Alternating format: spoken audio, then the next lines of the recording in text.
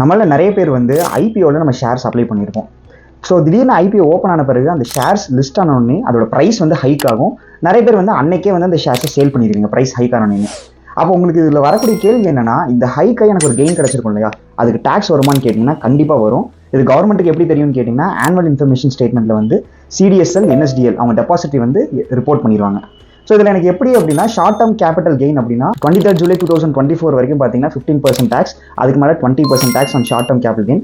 Long term capital gain அப்படின்னா வந்து 23 ஜூலை வரைக்கும் 1 lakh வரைக்கும் டேக்ஸ் இல்லை, அதுக்கு மேலே இருக்கிறதுக்கு 10% டேக்ஸ். 23 ஜூலைக்கு அப்புறம் 1.25 lakhs வரைக்கும் அந்த கெயினுக்கு எனக்கு டேக்ஸ் கிடையாது, அதுக்கு மேலே இருக்கிறதுக்கு நான் 12.5% டேக்ஸ் கட்டுவேன்.